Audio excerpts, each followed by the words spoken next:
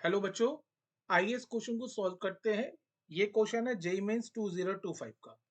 Question में आपसे पूछा गया है the most stable carbocation from the following. आपको चार कार्बोकेटायन गिवन है, आपको 1 2 3 4, ये चार कार्बोकेटायन आपको गिवन है और आपसे पूछा गया है कि बताइए सबसे ज्यादा स्टेबल कार्बोकेटायन कौन सा है।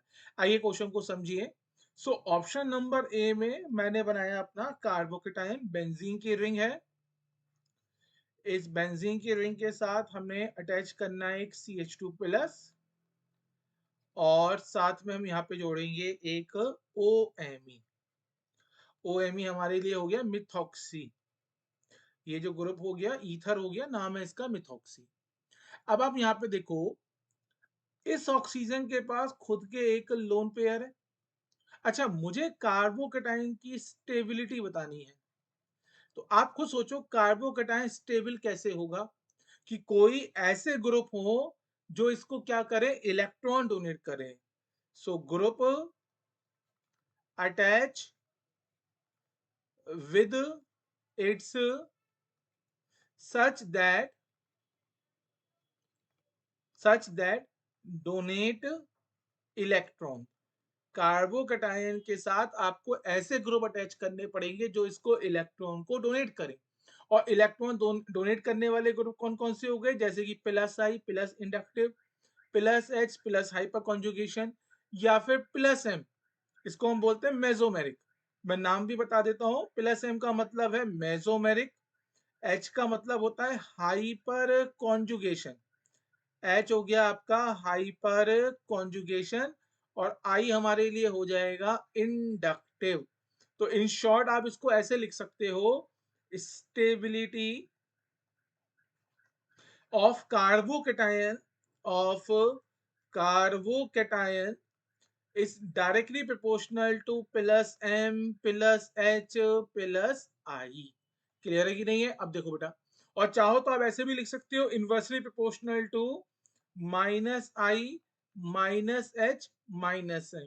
क्योंकि बेटा ये सब कौन से ग्रुप होते हैं, minus I minus M minus H, ये सब ग्रुप होते हैं हमारे इलेक्ट्रॉन विड्रॉइंग। ये ग्रुप कौन से हमारे, इलेक्ट्रॉन विड्रॉइंग। तो ये तो बेटा इलेक्ट्रॉन खींचेंगे, तो कार्बोकेटाइन को और ज्यादा क्या करेंगे, अनस्टेबल करेंगे। अब जैसे ऑप्शन नंबर ए में बात करता हूं, तो ऑप्शन नंबर ए में मैंने बेंजीन की रिंग के साथ मिथॉक्सी जोड़ा है। इस मिथॉक्सी में ऑक्सीजन के पास क्या है, लोन पेयर। तो ये अपने क्या करेगा, लोन पेयर की सप्लाई करेगा। लोन पेयर की सप्लाई करेगा, इट मींस इसका काम क्या है, इस ग्रुप का काम है इलेक्ट्रॉन की सप्लाई करना। अब आगे देखो, जब ये इलेक्ट्रॉन की सप्लाई करेगा तो कहां कहां पे इलेक्ट्रॉन डेंसिटी बढ़ाएगा, अपनी ऑर्थो पोजीशन पे, ये है हमारे पास ऑर्थो पोजीशन, और अपनी पैरा पोजीशन पे। और जो आपने ये कार्बोकेटाइन लगा रखा है, ये कहां पे लगाया आपने, आपने ये पैरा पोजीशन पे लगाया है। मतलब इस मिथॉक्सी ग्रुप का यहाँ पे जो इफेक्ट कंसीडर करेंगे वो प्लस एम इफेक्ट कंसीडर करेंगे। और वो कार्बोकेटाइन को इलेक्ट्रॉन की सप्लाई कर रहा है, और जब वो इलेक्ट्रॉन की सप्लाई कर रहा है तो कार्बोकेटाइन को क्या कर रहा है, स्टेबल बना रहा है। क्लियर है कि नहीं है? अब आएंगे ऑप्शन नंबर 2 पे।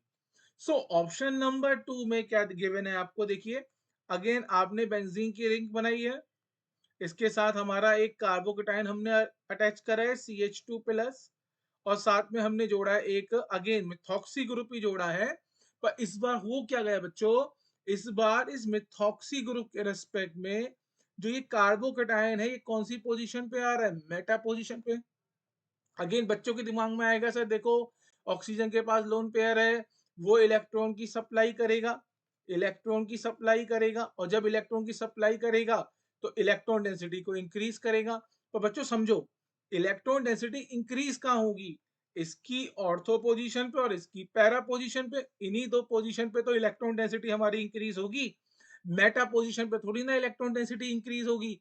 इसका मतलब जो कार्बोकेटायन आपने लगा रखा है, आपने इस ग्रुप की कौन सी पोजीशन पे लगा रखा है, मेटा पोजीशन पे। इसका मतलब इस समय इस ग्रुप का आप कौन सा इफेक्ट कंसीडर करोगे, माइनस आई इफेक्ट कंसीडर करोगे। और माइनस आई इफेक्ट लगाएगा, इसका मतलब ये इलेक्ट्रॉन का विड्रॉ करेगा, और अगर इलेक्ट्रॉन का विड्रॉ करेगा तो कैटायन को अनस्टेबल बनाएगा। तो केटायन को क्या बना देगा, ये अनस्टेबल बना देगा। क्लियर है। अब मैं आता हूं ऑप्शन नंबर थर्ड पे। ऑप्शन नंबर थर्ड में क्या कर रखा है, उसने बेंजीन की रिंग बनाई है, इसके साथ एक मिथाइल मिथाइल कार्बोकेटाइन को ऐड करा है और साथ में एक मिथाइल ग्रुप को ऐड करा है। बेटा देखो, इस वाले कार्बन का नाम है अल्फा कार्बन, और इस अल्फा कार्बन के पास कितनी अल्फा हाइड्रोजन है, 3 अल्फा हाइड्रोजन। तो यहाँ पे क्या होगी, यहाँ पे होगी हाइपर कॉन्जुगेशन, यहाँ पर होने वाली है हाइपर कॉन्जुगेशन। अब सर हाइपर कॉन्जुगेशन कैसे होगी, एक बार मैं आपको डायग्राम बना के समझा देता हूँ। देखिए जरा, आपके पास ये हो गया बेंजीन की रिंग, आपने क्या कर रखा है, इसके साथ जोड़ा आपने अपना कार्बोकेटायन, और इस कार्बन के साथ आपने जोड़े हैं 3 अल्फा हाइड्रोजन। तो होगा क्या, हाइपर कॉन्जुगेशन में क्या होगा, कार्बन हाइड्रोजन के सिग्मा बॉन्ड के इलेक्ट्रॉन शिफ्ट हो जाएंगे कार्बन कार्बन के बीच में, और पाई बॉन्ड के इलेक्ट्रॉन शिफ्ट हो जाएंगे कार्बन पर। मतलब जब हाइपर कॉन्जुगेशन होती है तो इलेक्ट्रॉन डेंसिटी कौन कौन सी पोजीशन पे इंक्रीज होती है, ऑर्थो एंड पैरा पे। और ये कार्बोकेटाइन आपने किस पोजीशन पे लगा रखा है, मिथाइल ग्रुप की पैरा पोजीशन पे। मतलब हाइपर कॉन्जुगेशन की वजह से इलेक्ट्रॉन डेंसिटी इंक्रीज होगी। इलेक्ट्रॉन डेंसिटी इंक्रीज होगी, इसका मतलब क्या है, इलेक्ट्रॉन की सप्लाई होगी, किसके लिए, फॉर कैटायन। और इलेक्ट्रॉन की सप्लाई आप कैटायन के लिए करोगे तो कैटायन हमारा क्या बनेगा, कैटायन हमारा स्टेबल बनेगा।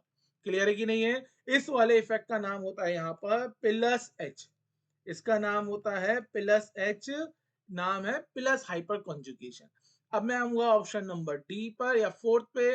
फोर्थ पे क्या कर रखा है, फोर्थ पे उसने रिंग के साथ एक कार्बोकेटायन जोड़ा है, रिंग के साथ एक कार्बोकेटायन जोड़ा है। समझ में आया कि नहीं आया।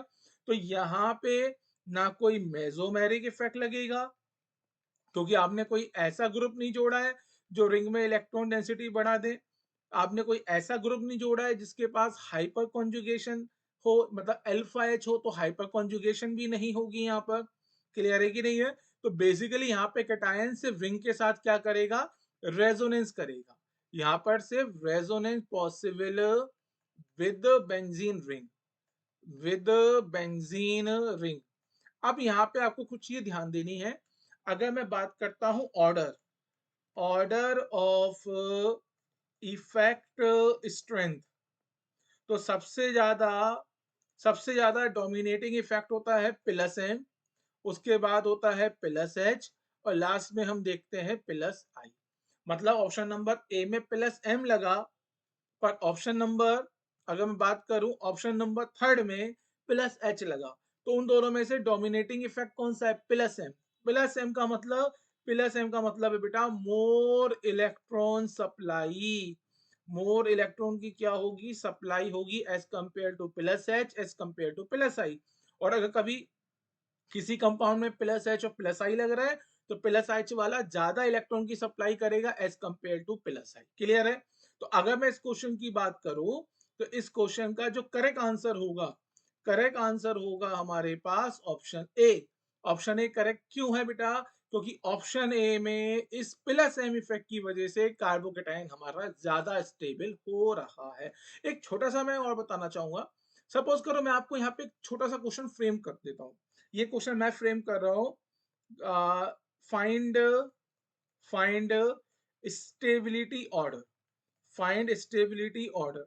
तो बेटा सबसे ज्यादा स्टेबल कौन है, सबसे ज्यादा स्टेबल है एम, तो सॉरी सबसे ज्यादा स्टेबल है ए।